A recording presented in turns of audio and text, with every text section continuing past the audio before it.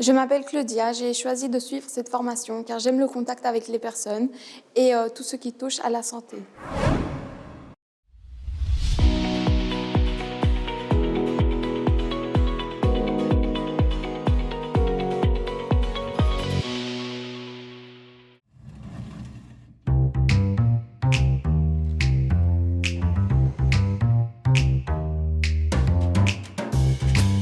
Et la bactérie va se retrouver à l'intérieur du macrophage.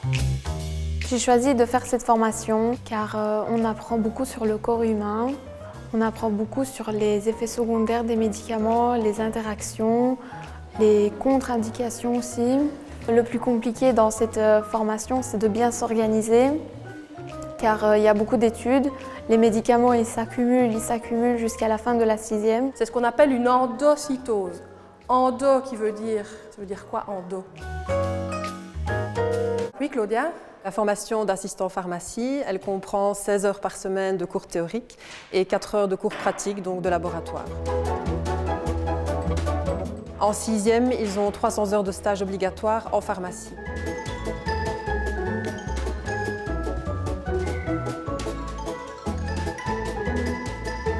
Ce que j'aime le plus dans cette formation, c'est la pratique. J'aime bien faire des gélules. Donc pour commencer les gélules, on fait notre fiche de pesée, on fait nos calculs, on prend des boîtes de principes actifs, on pèse la quantité exacte.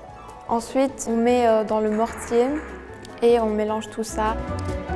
La première chose à faire, c'est de vérifier que ton gélulier est bien mis. Donc tu regardes si toutes les plaques sont bien alignées correctement. Ensuite, elle remplit des gélules vides qui sont dans un gélulier. Et puis une fois que les gélules sont remplies, elle reclipse et les gélules sont prêtes.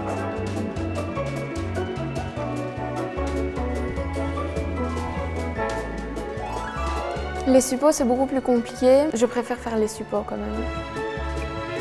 Claudia a d'abord dû mélanger les principes actifs, qu'elle a ensuite ajouté à de la masse à suppos fondue. Et puis alors, une fois que tout est mélangé, on coule dans un moule à suppositoire. On laisse refroidir et puis on démoule quand c'est prêt.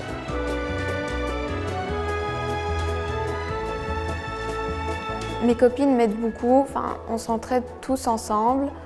On se fait des petits jeux de rôle. Bonjour. J'aimerais quelque chose pour les nausées et les vomissements. Les qualités de Claudia, c'est que c'est une élève déjà très motivée, passionnée par ce qu'elle fait. C'est aussi une élève assez studieuse et très méticuleuse. Ça, c'est très important en pharmacie, la précision.